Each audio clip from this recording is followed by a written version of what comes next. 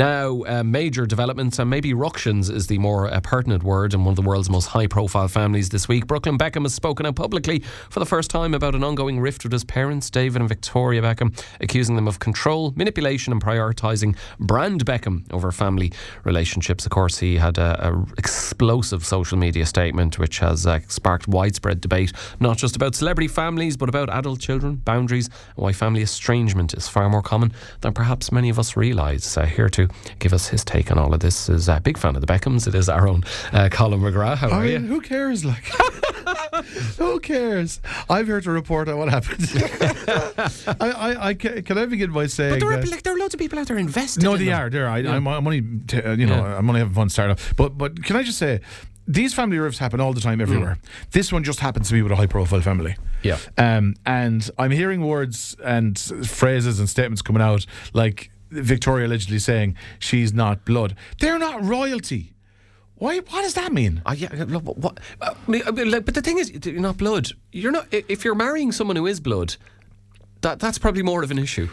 Yeah, I don't know. That would be more of a British royal family thing. Look, let's rewind this slowly, right? Because this didn't explode overnight. It appears to have because of your man's Instagram statement the other night, right? But this has been, a long fuse, quietly burning. And the first question I suppose we need to answer is, who is Nicola Peltz, right? She is the wife of Brooklyn, who, if he was born in Peckham, would have an entirely different name. Imagine Beckham. I always loved that one, I have to say. So she's the daughter of a billionaire. She's an actress herself. So not a gold digger then? No, absolutely not. Comes from money. And you'd imagine, at face value, she's exactly the type of person that Beckhams would want one of their children marrying. Even richer than they are. Exactly. Brilliant. Beckham Limited can only get bigger, right? So cracks began to show, and in a kind of a statement of solidarity, he took her name at the wedding. So he's Brooklyn Peltz Beckham now. So that was, a very big modern man. Flipping the V at your parents. That was a serious one.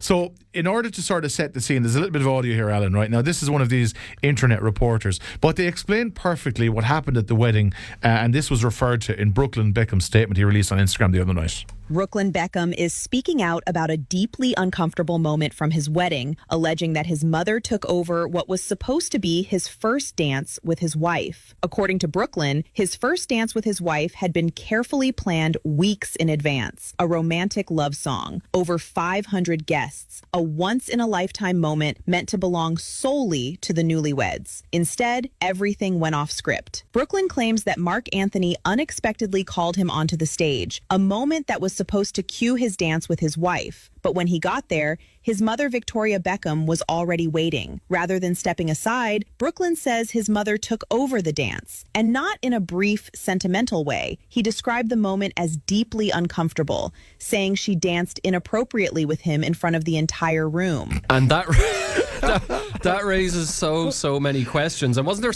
I was reading that Mark Anthony said something about referring to the woman of the moment, and you would think that would be the bride. Here's exactly what he said, right? He took the microphone and he said, the most beautiful woman in the room.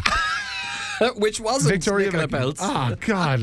What? Talk about taking the spotlight away from the bride. I mean, you don't upset the bride. You never do. And even if there's a guest at the wedding that's wearing white, everyone goes, why is she wearing white? Because, and in advance of the wedding, there's this thing about the dress, where Victoria's supposed to have been making the dress. And according to Brooklyn's statement, lastminute.com, pulled out, didn't make the dress.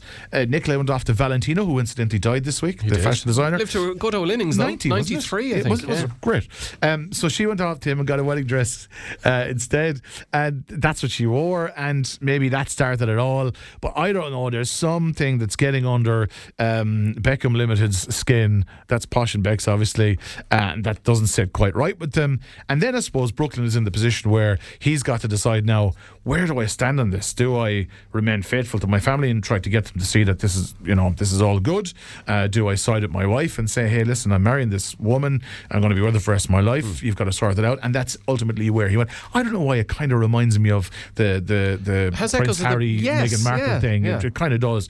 But Brooklyn has decided, this is my wife, this is my life, this is why I'm annoyed with you, tough luck. basically. He's talking about how his brothers blocked him on social media, how his dad only wanted him around when there was cameras just for the footage. His 50th was on. They didn't show up at David Beckham's 50th. So look, there is a rift. It is blowing up at the minute, and again, it's because of that statement that was released the other night. I did mention earlier on that it seems to be in terms of, because everyone and his dog is having a reaction to this, particularly on social media, and there's two camps. Well, the first camp being that must be difficult being Brooklyn Beckham, and that kind of the Beckham's seemingly insatiable need for the spotlight, and always prioritising brand Beckham over their children, and that must be very smothering. And if all of this stuff about provocative dances as well is true in the most beautiful woman in the room, that must be difficult. The other is that he's very lucky to have been born a Beckham and lived the opulent lifestyle that I'm sure he lived, and that he doesn't perhaps seem to have direction in life. I don't know. I don't know. And look, people don't know the full story, and they're having their say. What's your take on all of that? I don't know. Well, I feel happy that I was born in McGrath. To be honest with you, I'm fine with that. You have to deal. Play with the cards you're dealt, or the hand you're dealt. And he's part of a family that's never been out of the public eye. From when David started playing for Manchester United, from when he started going out with Victoria Beckham, from more recently the documentary, the 3-part series that was on Netflix that gathered more interest in them. She had one out as well then, and it seems that brand Beckham continues to roll and get bigger and bigger and bigger. And at face value, other than the likes of when Rebecca Lewis was on the scene, he seems to be able to do no wrong. He's really taking us back there. But I'm just I'm trying to find the black marks against David Beckham. There seemingly are very few, because he seems to be able to do no wrong. He's the golden boy. He's a family man, dancing with his wife to Islands in the Stream during the documentary. It just all appears so great and happy, and there he is cooking, and there he is gardening, and now this. And you talk about first dances with the mother that makes the groom, the son, feel uncomfortable. I don't even want to see that, whatever that was. And again, probably because it's not out there, we don't know. Maybe he's blowing it out of proportion as well. We just don't know, because we haven't had an official statement from their side. There was the unfortunate timing of David Beckham having been booked to speak at the World Economic Forum in Davos, which he mentioned his children. It was kind of roundabout way comment almost on what's happening. But wasn't specific? No, and that's the problem, because where we are at the moment is one side has remained largely silent, the other has gone quite public. There was subtle tension around the wedding and around bits and pieces. Now it's like massive tension, and I imagine there's PR people attached to both David and Victoria and Brooklyn and Nicola, who are all trying to come up with master plans of how we can. And I can see in the near future David and Victoria are one or the other on one of those American chat shows, giving their side of it, and massive money going to one side or the other as payment for public appearances. It's I don't know. And then I've seen some commentary people saying it's just to keep them relevant. Maybe there's no rift at all. I think there is, though. We'll get to potentially the long-term ramifications from the family perspective, but the brand perspective, because look, whether brand Beckham is severely damaged by this or not, I mean, it's not like they're going to be on the breadline tomorrow, but they have built, David and Victoria, their brand on being squeaky clean, whiter than white. As you said, there's very little in terms of mud to throw at David specifically, and perhaps Victoria as well. This seems to be the most damaging thing that's happened to them. What do you think the long-term impacts of it will be? I look, like I said at the very beginning, this kind of stuff happens in families all the time.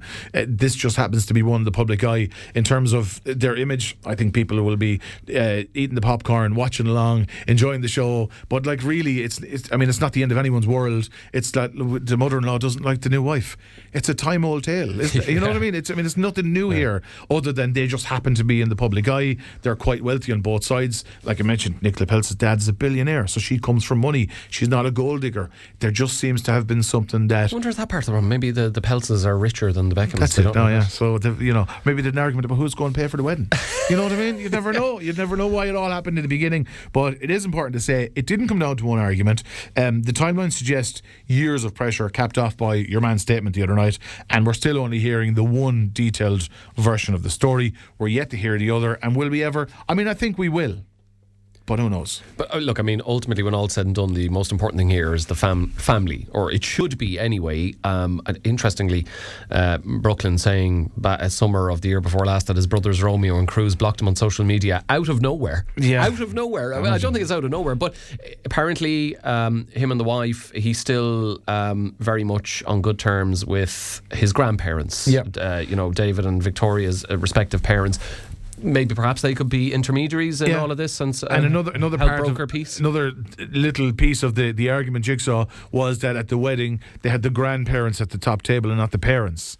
So that was another thing that probably peed off David and Victoria. So I mean, like I said, it's just whole loads of little pieces of this coming together to create one big argument, and it's a tale as old as time.